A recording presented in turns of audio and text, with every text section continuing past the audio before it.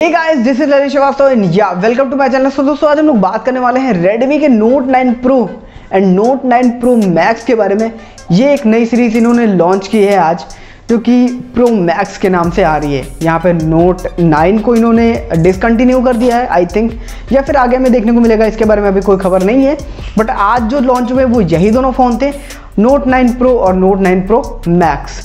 इन्हीं दोनों के बारे में आज हम लोग बात करने वाले हैं and they are worth it or not, इसके बारे में भी हम लोग डिस्कस करने वाले हैं। तो वीडियो को एंड तक देखते रहना। एंड स्पेक्स तो काफ़ी ठीक ठाक सी हैं एंड मैं अपनी बात करूँ, चलो सारी बातें एंड में बताता हूँ कि मेरा ओपिनियन क्या था इसके बारे में। तो वीडियो को एंड तक जरूर से देखना। सबसे पहले दोस्तों नजर डाल लेते हैं इन दोनों के स्पेक्स के ऊपर। दोस्तों अगर हम इन दोनों ही फोन की स्पेक्स की बात करें तो लगभग से पूरे स्पेक्स दोनों में लगभग सेम देखने को मिलते हैं। थोड़े बहुत से डिफरेंसेस आपको देखने को मिल जाते हैं जो कि मैं एंड में कवर कर लूंगा, वहां पे आपको दोनों में ही डिफरेंस बता दूंगा। लेट्स सबसे पहले हम लोग बात करते हैं यहाँ पे डिस्प्ले के बारे में। यहाँ पे आपको डिस्प्ले जो है 6.67 इंच की देखने को मिल जाती है, डॉट नॉच के साथ आती है एंड एकदम सेंटर में यहाँ पे इन्होंने बिंदी लगा दी है फोन में। और अगर मैं इसकी बात करते हैं यहाँ पे आपको एक IPS LCD वाली 60 हर्ट्ज की रिफ्रेश रेट वाली डिस्प्ले देखने को मिलती है, जहाँ पे ये भी इन्फॉर्म नहीं किया गया है कि आपको HDR10 का सपोर्ट देखने को मिलता भी है या फिर नहीं मिलता है। दोनों ही फोन में आपको सेम तरीके की डिस्प्ले देखने को मिल जा रही है। तो डिस्प्ले में यहाँ पे कोई मतलब इवन मैं ये कहूंगा डिस्प्ले बेकार नहीं है, बट हमें यहाँ पे कोई इनहेंसमेंट या फिर कोई इंप्रूवमेंट देखने को नहीं मिली है। तो दोस्तों इन दोनों ही फोन्स में अगर मैं स्पेक्स की बात करूं तो यहाँ पे स्पेक्स लगभग दोनों ही फोन में एकदम सेम देखने को मिल रहा है। थोड़े बहुत से डिफरेंसेस हैं जो कि मैं लास्ट में एंड में कवर कर लूंगा, तो वीडियो को एंड तक जरूर से देखना।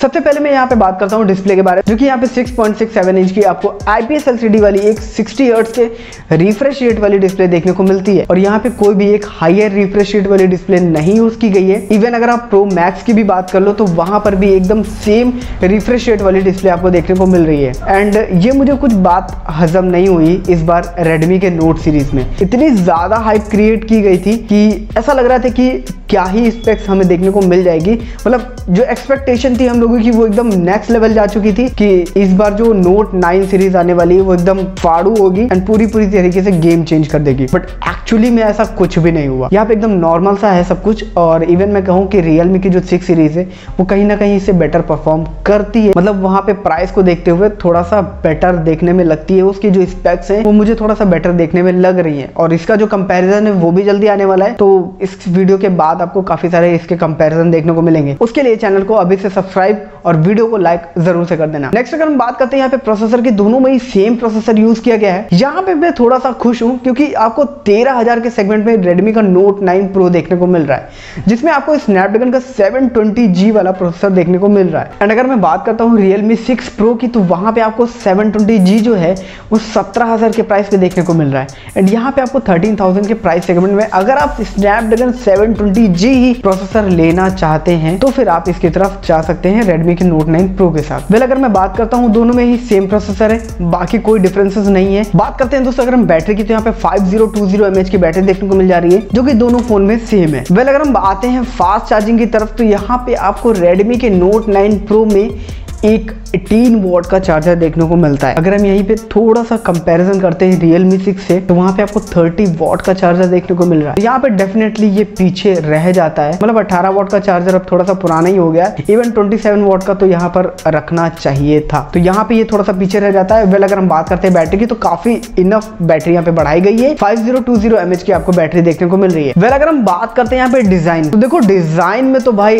Note 9 सीरीज का कोई जवाब नहीं है। मतलब पर्सनली मुझे बहुत ही एक अच्छी डिजाइन लगी। ऐसा लग रहा है कि एक प्रीमियम सेगमेंट का फोन आप हाथ में पकड़ोगे, ऐसा फील हो रहा है। मतलब डिजाइन के मामले में डेफिनेटली मैं एक्सीलेंट बोलना चाहूंगा, क्योंकि यहाँ पे एल्यूमिनियम का भी फ्रेम यूज किया गया है। तो डिजाइन के मामले में डेफिनेटली बहुत ही अच्छी डिजाइन आपको देखने को मिल जा रही है। और दोनों ही फोन में सेम डिजाइन यूज की गई है, तो यहाँ पर भी दोनों में ही सेम चीजें हैं। यहाँ पे भी कोई डिफरेंस आपको देखने को नहीं मिल रहा है। चल दोस्तों अब हम लोग आते हैं कैमरा की तरफ। अगर हम कैमरे की बात करते हैं तो दोनों में ही सेम सेटअप देखने को मिलता है, बट कैमरे के लेंसेज थोड़ा बहुत डिफरेंट हैं। बट यहाँ पे कैमरे के जो लेंसेज है वो थोड़ा बहुत डिफरेंट आपको देखने को मिल जा रहे हैं। जो Redmi का Note 9 Pro है उसमें आपको क्वाड कैमरा सेटअप 48 मेगापिक्सल के साथ मेन कैमरा के साथ देखने को मिलता है। एंड जो यहाँ पे Note 9 Pro Max है उसमें आपको 64 मेगापिक्सल वाले मेन कैमरा सेंसर के साथ देखने को मिलता है, जो कि सैमसंग की तरफ से आने वाले सेंसर यूज किए गए हैं।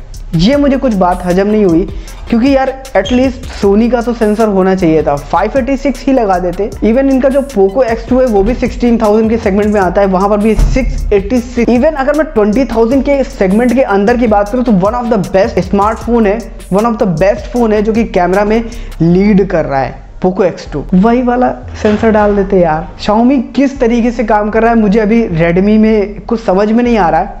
इवन 90 हर्ट्ज की डिस्प्लेज नहीं दी उन्होंने, नोट 9 प्रो मैक्स में तो दे दिया होता। तो ये सारी कुछ शिकायतें हैं जो कि मुझे बिल्कुल भी पसंद नहीं आई नोट 9 की सीरीज में। देखते हैं कि आखिर अभी फिलहाल इसको कौन ही परचेज करता है। मैं मतलब कैसे रिकमेंड कर सकता हूँ किसी को। Realme 6 सीरीज तो यहाँ पे काफी अच्छा परफॉर्म कर ले जा रही है, क्योंकि उसमें आपको बेटर रिफ्रेश रेट वाली डिस्प्ले मिल रही है, बेटर चार्जिंग स्पीड देखने को मिल रही है। हाँ, अगर मैं प्रो मैक्स की बात करूँ तो वहां पे आपको 33 वॉट की फास्ट चार्जिंग देखने को मिल रही है। इससे मैं पूरी तरीके से सेटिस्फाइड हूँ, क्योंकि यहाँ पे ये काफी अच्छी बात है। यहाँ पे थोड़ा बहुत इन्हांसमेंट किया गया है, यहाँ पे थोड़ा बहुत इंप्रूवमेंट मुझे दिख रही है कि आपको 33 वॉट की फास्ट चार्जिंग स्पीड देखने को मिल रही है, आपको मतलब उसका इस्तेमाल कर सकते हो, तो ये काफी अच्छी बात है। बाकी यार देखो, मेरे हिसाब से फोन एकदम डिसेंट सा फोन है, बट यार यही है ना कि अभी खरीद नहीं सकते इसको, इससे हमें बेटर चीज़ें देखने को मिल जा रही है। और इवन यहाँ पे Redmi का जो Note 9 Pro है वो मुझे थोड़ा बहुत बढ़िया फ़ोन लग रहा है। 13,000 के सेगमेंट में उसको लॉन्च किया गया है, जो कि 4GB 64GB रोम के साथ आता है। बेस वेरिएंट इसका यहीं से स्टार्ट होता है। एंड एक चीज़ अच्छी बात ये है कि यहाँ पे LPDDR4X वाली रैम यूज़ की गई है, UFS 2.1 वाली स्टोरेज यूज़ की गई है। दोनों में ही सेम चीज़ें हैं, कोई भी डिफरेंस आपको देखने को नहीं मिलता है। बस डिफरेंस है तो थोड़ा बहुत कैमरा को लेकर के है, एंड जो डिफरेंस है वो थोड़ा बहुत बैटरी की फास्ट चार्जिंग को लेकर के है। यही दोनों डिफरेंसेस थे, कोई खास डिफरेंसेस यहाँ पर नहीं है। और बस ओवरऑल नोट 9 सीरीज में इतना ही था। एंड हाँ, यहाँ पे आपको नेविक की नेविगेशन सिस्टम देखने को मिल जाती है, तो ये भी काफ़ी अच्छी बात है कि इस बार आपको 9 वाले सीरीज़ में नेविक की नेविगेशन सिस्टम देखने को मिल रही है। GPS जो सिस्टम है वो आपको इंडिया की तरफ से देखने को मिल रहा है। यही सारी चीज़ें थी। और मेरे हिसाब से देखो यार, सीरियसली अगर पर्सनली अगर मैं बात करूँ, हैशटैग ओपिनियन की अगर मैं बात करूँ, तो यहाँ पे Realme 6 और 6 Pro इनसे बेटर परफॉर्म कर रहे हैं। बेटर परफॉर्म का मतलब मेरा इन द सेंस ये है कि बेटर स्पेक्स निकल करके आ जाती है, क्योंकि यार देखो 60 हर्ट्ज से लेकर के 90 हर्ट्ज के रिफ्रेश रेट में बहुत ज़्यादा डिफरेंस देखने को मिल जाता है। मतलब ये जो गैप है ना 60 से लेकर के 90 के बीच में, ये बहुत ही बड़ा डिफरेंस क्रिएट करता है। भले ही 90 से लेकर के 120 तक के इतना ज़्यादा डिफरेंस क्रिएट ना करता हो, और उसमें बहुत ज़्यादा पता भी नहीं चलेगा कि आप 90 से 120 चला रहे हो या फिर आप 90 यूज़ कर रहे हो। बट जो 60 से लेकर के 90 के तक के जो गैप है ना, ये बहुत ज़्यादा मैटर करता है, क्योंकि यहाँ पे आपको बहुत ही अच्छा एक्सपीरियंस देखने को मिल जाता है।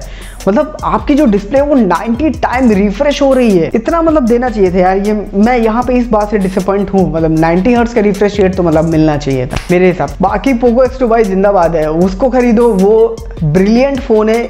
16,000 के सेगमेंट में मुझे one of the excellent phone लगता है आज की डेट में पोको X2। और वो फ़ोन जो है वो मुझे लगा था कि भाई ये मार्केट हिला देगा, एंड उसने हिला के रख दिए। नोट 9 प्रो हो गया या फिर Realme 6 Pro हो गया, कभी बीट नहीं कर सकते पोको X2 को। तो लेट्स सी। बाकी जो आपके थॉट्स हैं, आपके जो व्यूज़ हैं, वो प्लीज़ मुझे नीचे कमेंट सेक्शन में बताइए। एंड कंपैरिजन वीडियो डेफिनेटली आने वाली हैं, कल से शुरू हो जाएंगे कंपैरिजन वीडियो। तो लेट्स सी। चैनल को अभी से सब्सक्राइब करके रख लेना। मिलते हैं नेक्स्ट वीडियो में, तब तक के लिए गुड बाय। सोशल मीडिया पर फॉलो कर लेना।